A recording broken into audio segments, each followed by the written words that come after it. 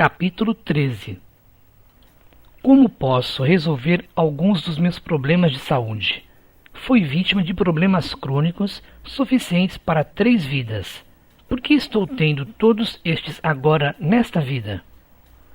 Primeiro, vamos deixar um fato bem claro. Você os adora. Pelo menos adora a maioria deles. Você os tem usado muito bem para sentir pena de si mesmo e para atrair atenções. Nas poucas ocasiões em que não os adorou, foi apenas porque foram longe demais. Mais longe do que imaginou quando os criou. Agora vamos entender o que provavelmente já sabe. Todas as doenças são criadas por você. Até mesmo os médicos convencionais estão agora percebendo como as pessoas tornam-se doentes. A maioria das pessoas o faz bastante inconscientemente. Não sabe o que está fazendo. Então, quando essas pessoas adoecem, não sabem o que houve. É como se algo lhe tivesse sucedido, em vez de terem feito algo consigo mesmas. Isso ocorre porque a maioria das pessoas vive, não apenas no que diz respeito aos problemas de saúde e suas consequências, inconscientemente. As pessoas fumam e se perguntam por que sofrem de câncer. Ingerem carnes de animais e gordura e se perguntam por que suas artérias ficam bloqueadas. Sentem raiva durante todas as suas vidas e se perguntam por que têm ataques do coração. Competem umas com as outras impiedosamente e sob incrível tensão e se perguntam por que sofrem derrame cerebral. A verdade não tão óbvia é que a maioria das pessoas se preocupa até morrer. A preocupação é a pior forma de atividade mental que existe, depois da raiva, que é muito autodestrutiva. A preocupação é inútil, é energia mental desperdiçada. Também cria reações bioquímicas que prejudicam o corpo, provocando desde indigestão a parada cardíaca, além de muitas outras consequências. A saúde melhorará quase imediatamente quando a preocupação acabar. A preocupação é a atividade da mente que não entende a sua ligação comigo. O ódio é a condição mental mais nociva. Envenena o corpo e seus efeitos são praticamente irreversíveis. O medo é o oposto de tudo que você é e por isso tem um efeito de oposição à saúde mental e física. O medo é preocupação exagerada.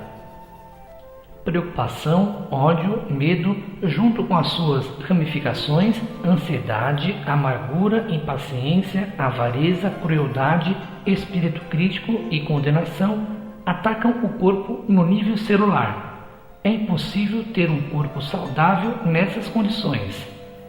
De igual modo, embora em um grau um pouco menor, vaidade, comodismo e ganância levam à doença física ou falta de bem-estar. Todas as doenças são criadas primeiro na mente. Como pode ser isso? E as doenças contraídas de outra pessoa, como os resfriados ou a AIDS?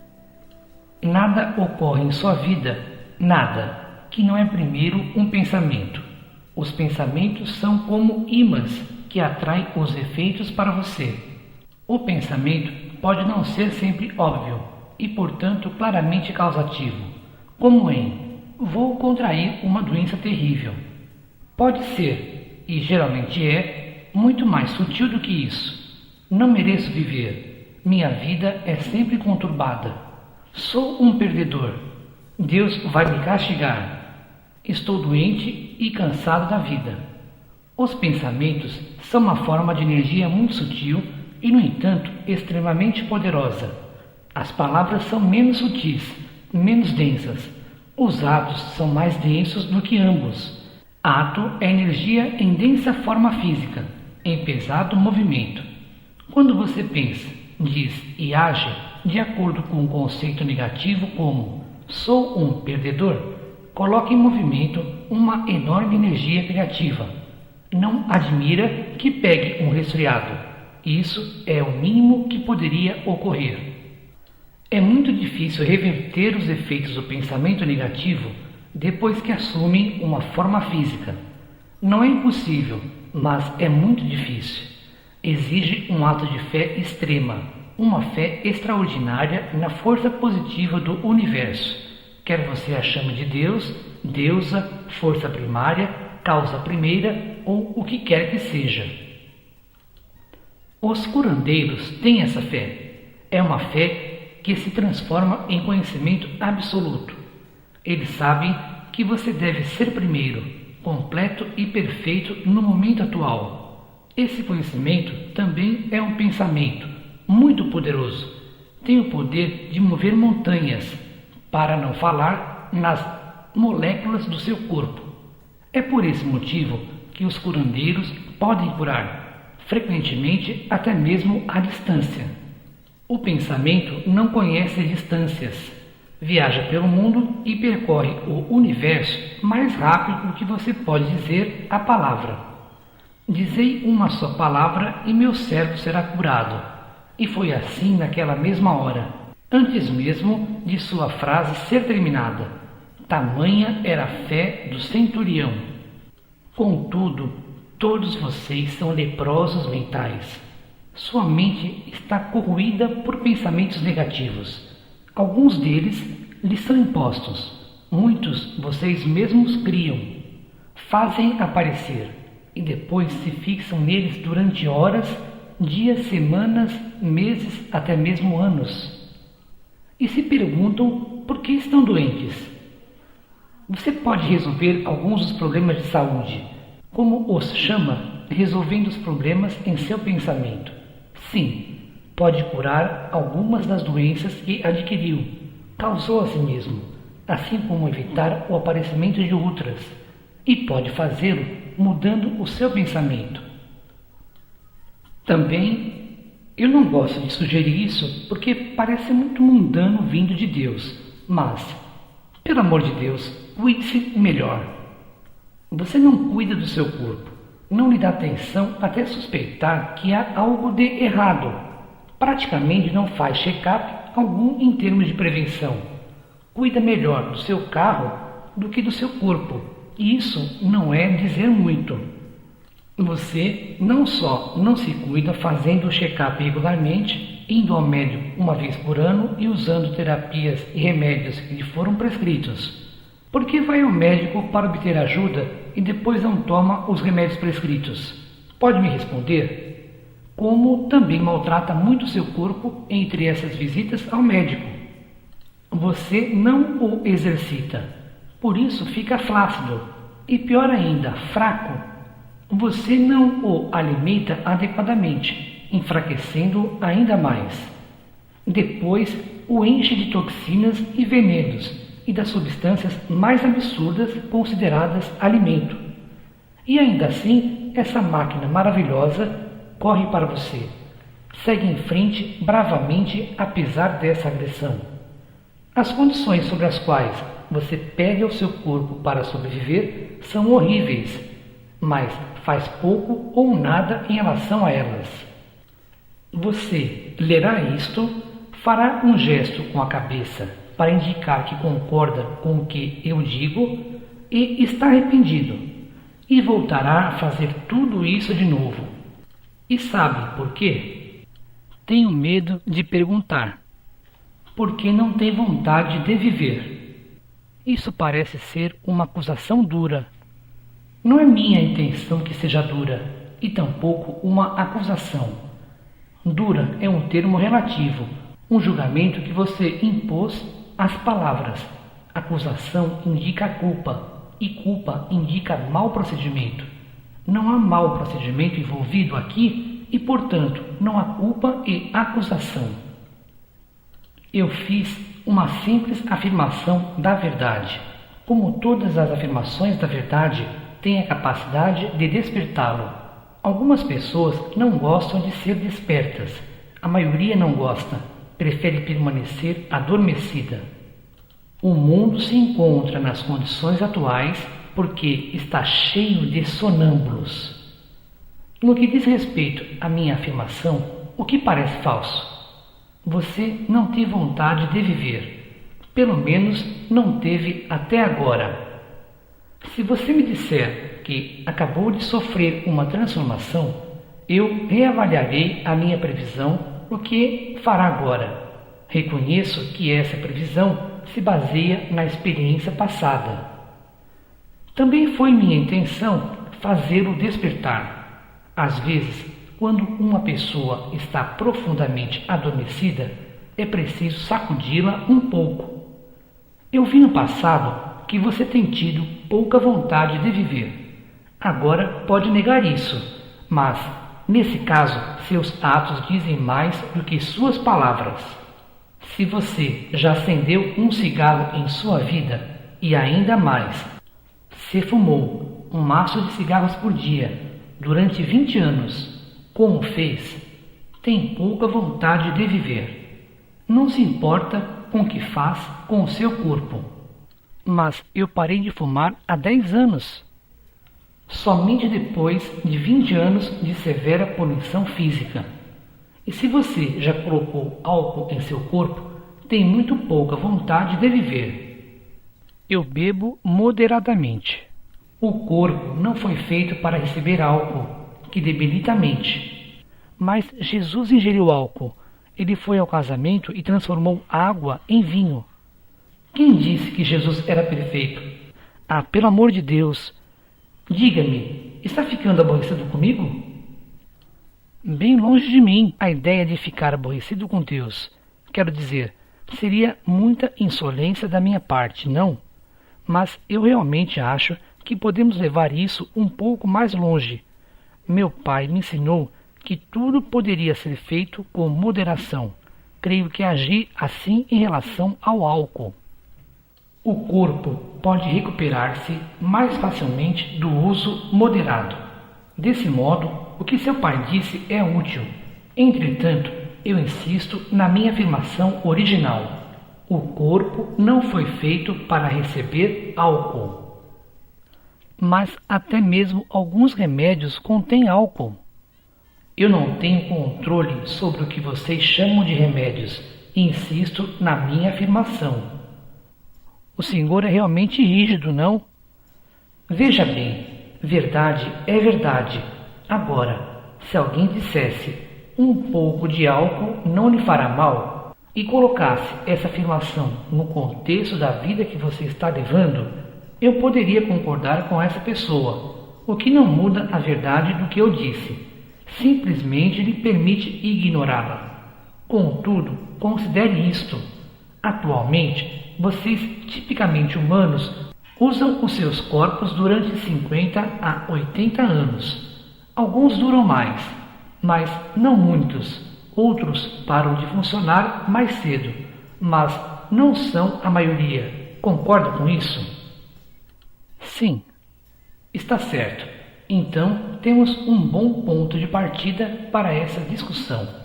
Quando eu disse que poderia concordar com a afirmação de que um pouco de álcool não lhe fará mal, qualifiquei isso acrescentando no contexto da vida que você está levando. Você percebe, as pessoas parecem satisfeitas com a vida que estão levando. Mas você pode ficar surpreso ao saber que a vida foi feita para ser levada de um modo totalmente diferente. E seu corpo foi feito para durar muito mais. Foi? Sim. Quanto mais? Infinitamente mais. O que significa isso? Significa, meu filho, que seu corpo foi feito para durar eternamente. Eternamente? Sim, leia isto. Para todo o sempre. O senhor quer dizer que não devemos morrer? Vocês nunca morrem. A vida é eterna. São imortais. Simplesmente mudam de forma. Mas nem mesmo tinham de fazer isso. Foram vocês quem decidiram que seria assim, não eu. Eu fiz corpos que durariam eternamente. Você realmente acha que o melhor que Deus poderia fazer era um corpo que duraria 60, 70 ou talvez 80 anos e depois se desintegraria? Imagina que esse é o limite da minha capacidade? Eu nunca pensei em colocar isso exatamente assim. Eu fiz o seu magnífico corpo para durar para sempre. E os primeiros de vocês realmente viveram no corpo praticamente livres de dor e sem medo do que agora chamo de morte. Em sua mitologia religiosa, vocês simbolizaram sua memória celular dessas primeiras versões humanas, chamando-as de Adão e Eva. Na verdade, é claro que existiram mais de dois. No início, a ideia era vocês, almas maravilhosas, terem uma chance de conhecer os seus eus, como realmente são, através de experiências realizadas no corpo físico, no mundo relativo, como eu expliquei repetidamente aqui. Isso foi feito através da diminuição do ritmo intenso de todas as vibrações, forma de pensamento, para produzir matéria, inclusive a que chamo de corpo físico. A vida evoluiu através de uma série de passos no piscar de um olho que vocês agora chamam de bilhões de anos. E nesse instante sagrado, vocês vieram do mar, da água da vida, para a terra assumir a forma que agora tem. Então os evolucionistas estão certos. Eu acho engraçado. De fato, isso sempre me diverte. O fato de os seres humanos terem tanta necessidade de separar tudo em certo ou errado. Nunca lhes ocorre. Isso só ocorre às mentes mais aguçadas. Que as coisas podem ser ao mesmo tempo certas e erradas. Que apenas no mundo relativo elas são certas ou erradas. No mundo do absoluto, em que o tempo não existe, todas as coisas são tudo. Não há homem e mulher, antes e depois, rápido e devagar, aqui e lá, em cima e embaixo, esquerda e direita, e certo e errado. Seus astronautas tiveram uma noção disso. Eles imaginaram que subiriam para o espaço cósmico apenas para descobrir, quando chegaram lá, que estavam olhando para cima, para a Terra. Ou não estavam. Talvez estivessem olhando para baixo, para a Terra. Mas então, onde estava o Sol? Em cima? Embaixo? Não. Ali, à esquerda? Então, subitamente, uma coisa não estava em cima ou embaixo, mas na lateral. E assim todas as definições desapareciam. É assim em meu mundo, nosso mundo, nossa esfera real. Todas as definições desaparecem, tornando difícil até mesmo falar sobre essa esfera em termos definidos. A religião é a sua tentativa de falar sobre o indizível. Não se sai muito bem nisso. Não, meu filho, os evolucionistas não estão certos. Eu criei tudo, no piscar de um olho, em um instante sagrado, como disseram os criacionistas. E isso foi feito através de um processo de evolução que demorou bilhões e bilhões do que vocês chamam de anos, como dizem os evolucionistas. Ambos estão certos. Como os astronautas descobriram, tudo depende de como você vê. Mas a verdadeira pergunta é: um instante sagrado, bilhões de anos, qual é a diferença? Você pode simplesmente concordar em que, em algumas das questões da vida, um mistério é grande demais para você resolver? E por que não permitir ao sagrado ser sagrado e deixá-lo em paz? Acho que todos nós temos uma necessidade insaciável de saber. Mas vocês já sabem, eu acabei de dizer. Todavia, não querem conhecer a verdade. Querem conhecer a verdade como a compreendem. Este é o maior obstáculo à iluminação. Vocês acham que já conhecem a verdade, que já compreendem qual é.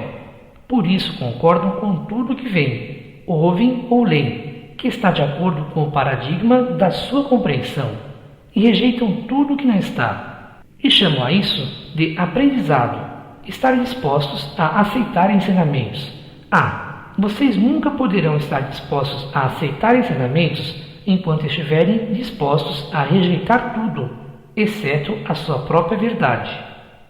Por esse motivo, este audiolivro será considerado por alguns uma blasfêmia, uma obra do demônio. Porém, aqueles que têm ouvidos para ouvir, que ouçam. Eu lhes digo que vocês não foram feitos para morrer. Sua forma física foi criada como uma ótima oportunidade, um maravilhoso instrumento, um glorioso veículo que lhe permite experimentar a realidade que criou com a sua mente, conhecer o eu que criou em sua alma. A alma imagina, a mente cria, o corpo experimenta. O círculo está completo. Então, a alma se conhece em sua própria experiência. Se não gosta do que está experimentando, sentindo, ou deseja por qualquer motivo uma experiência diferente, simplesmente imagina uma nova experiência do eu e literalmente muda a sua mente. Logo o corpo se vê tendo uma nova experiência. Eu sou a ressurreição e a vida. Foi um ótimo exemplo. Como acha que Jesus fez isso? Ou não acredita que aconteceu? Pois acredite, aconteceu. Contudo, a alma nunca dominará o corpo ou a mente. Eu o criei como um ser trino. Você é 3 seres em um, criado à minha imagem e semelhança. Os 3 aspectos do eu não são diferentes entre si. Cada um deles tem uma função, mas nenhuma é mais importante do que a outra, ou a precede. Todas estão correlacionadas de um modo exatamente igual. Imagine, crie, experimente. O que você imagina, cria. O que cria, experimenta. O que experimenta, imagina. É por isso que é dito que se você puder fazer o seu corpo experimentar algo, como por exemplo a abundância, logo terá a sensação dela em sua alma, que a imaginará de um novo modo, a saber, abundante. Dessa forma, apresentando à sua mente um novo pensamento sobre isso. Do novo pensamento surgem mais experiências e o corpo começa a viver uma nova realidade como um modo de ser permanente. Seu corpo, sua mente e sua alma, seu espírito, são um só. Nisso você é um microcosmo de mim, o todo divino, o tudo sagrado, a essência. Agora você entende porque eu sou o princípio e o fim de tudo, o alfa e o ômega. Agora eu lhe explicarei o maior mistério, seu relacionamento exato e verdadeiro comigo. Você é o meu corpo. Seu corpo está para sua mente e alma, como você está para minha mente e alma. Portanto, tudo o que eu experimento é através de você. Como o seu corpo, sua mente e sua alma são um só, também o são meu corpo, minha mente e minha alma. Tanto é assim que Jesus de Nazaré, entre os muitos que compreenderam esse mistério, disse a imutável verdade quando afirmou: Eu e o Pai somos um só. Agora eu lhe direi que há verdades ainda maiores do que essa, das quais um dia você será conhecedor. Porque como você é o meu corpo, eu sou o corpo de ontem. O Senhor quer dizer que não é Deus? Sim, eu sou Deus, como vocês agora o imaginam. Deusa como agora a imaginam. Sou o idealizador e criador de tudo que agora conhecem e experimentam. E vocês são meus filhos, como eu sou o filho de outrem. Está tentando me dizer que até mesmo Deus tem um Deus? Estou lhe dizendo que a sua percepção da realidade máxima é mais ilimitada do que pensava, e que a verdade é mais ilimitada do que pode imaginar. Eu estou lhe dando uma vaga noção do infinito, o amor infinito. Você não poderia ter outra maior em sua realidade. Mal pode ter essa. Espere um minuto. Está dizendo que eu realmente não estou falando com Deus aqui? Eu lhe disse, Se você imagina Deus como seu Criador e Mestre, como é o Criador e Mestre do seu próprio corpo, eu sou o Deus da sua compreensão. E sim, está falando comigo. Está sendo uma conversa ótima, não? Ótima ou não, eu pensei que estava conversando com o verdadeiro Deus, o Deus dos deuses. O senhor sabe, o chefe. Você está, acredite em mim. E, no entanto, está dizendo que há alguém acima do Senhor nessa hierarquia. Agora estamos tentando fazer o impossível, que é falar sobre o indizível. Como eu já disse, é o que a sua religião tenta fazer. Deixe-me ver se encontro um modo de resumir isso. Para sempre é mais do que você imagina. Eterno é mais do que para sempre. Deus é mais do que você imagina. Imaginar é mais do que Deus. Deus é a energia a que chama de imaginação. É criação, primeiro pensamento. E Deus é a última experiência. E tudo no meio. Você já olhou através de um microscópio potente ou assistiu a filmes sobre ação molecular e disse: há todo um universo lá? E para esse universo eu, o observador, devo permanecer Deus?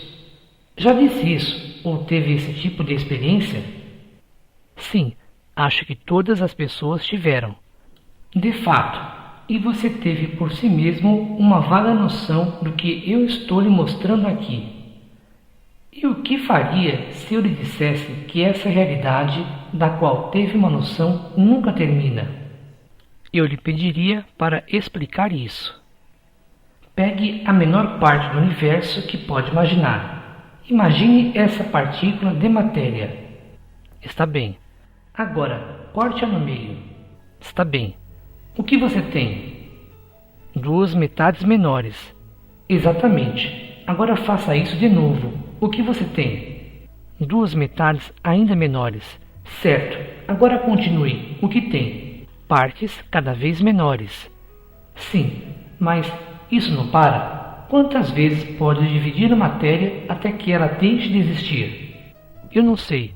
Acho que nunca deixei de existir. Quer dizer que nunca pode destruí-la totalmente? Tudo o que pode fazer é mudar a sua forma? Parece que sim. Eu lhe digo que você acabou de descobrir o segredo de toda a vida e de ver o infinito. Agora tenho uma pergunta para lhe fazer. Sim. O que o faz achar que o infinito segue uma única direção? Então, não há fim para cima como não há para baixo. Não há em cima ou embaixo, mas eu entendo o que quer dizer.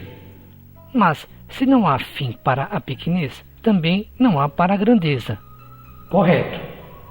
Mas, se não há fim para a grandeza, então não existe o maior. Isso significa, no sentido mais amplo, que não existe Deus. Ou que talvez tudo é Deus e não existe mais nada. Eu lhe digo que eu sou o que sou e você é o que é. Não pode não ser. Pode mudar tudo o que deseja, mas não pode deixar de ser. Contudo, pode não saber quem é. E por esse motivo experimentar apenas a metade do que é. Isso seria o inferno. Exatamente. Mas você não está condenado ao inferno para todo sempre. Tudo o que é preciso para sair de lá, para livrar-se dessa falta de conhecimento, é conhecer novamente.